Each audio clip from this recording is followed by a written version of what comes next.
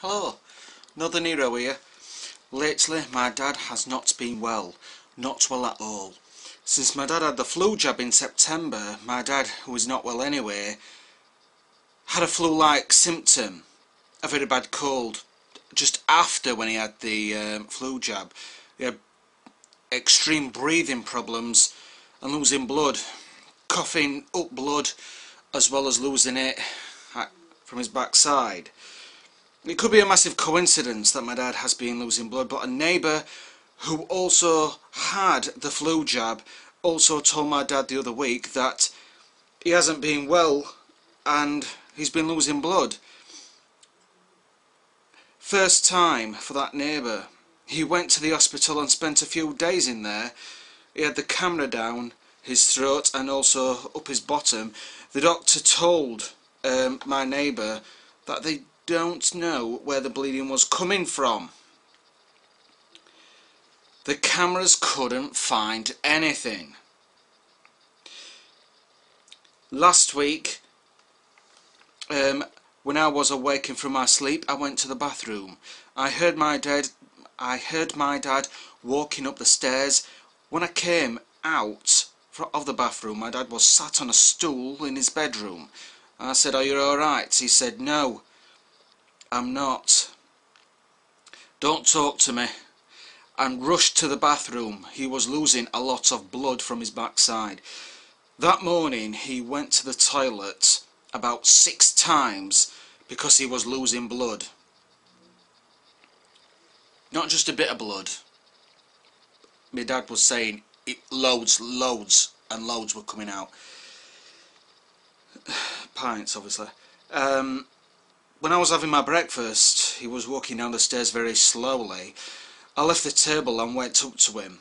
He started crying, and to be honest, he looked like death. He also didn't want me to ring for the doctor because he has been to the hospital before for losing blood, and my dad went through a lot of tests and they couldn't find anything. Similar with the neighbour.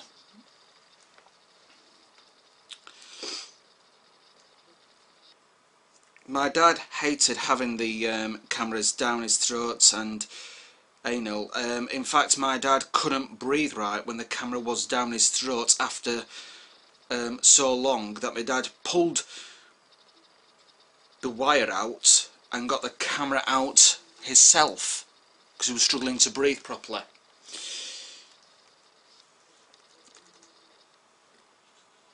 The past blood thinners that my dad has took are clopidogrel and warfarin, which were causing my dad to lose blood.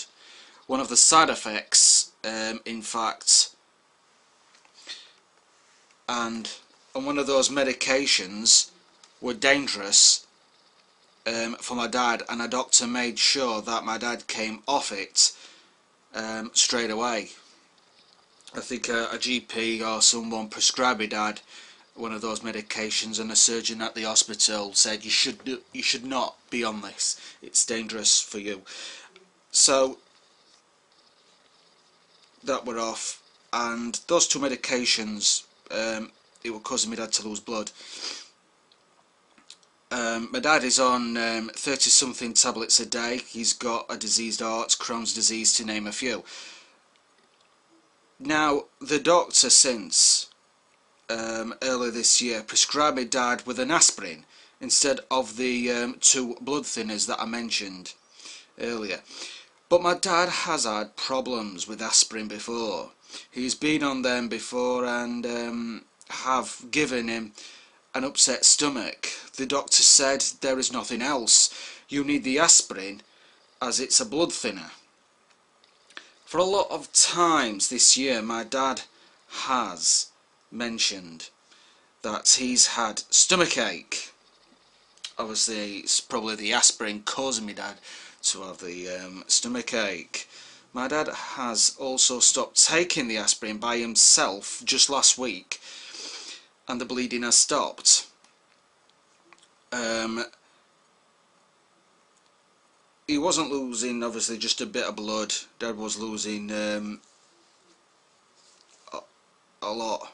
He's been losing bits of blood all throughout of the year, to be honest. But now, since he's stopped taking the aspirin, he's been getting a lot of palpitations around his heart area. And I'm getting worried. I don't want to see an ill man in the house. Let's just hope and pray that he has the courage and the wisdom to tell us to phone up. He has got a mind of his own, you know. I mean, he's been in loads of times in the hospitals, and one of the hospitals, they've closed down a few wards because of the neurovirus, and my dad's a bit scared of getting that. Obviously, he shouldn't be scared because God's with him.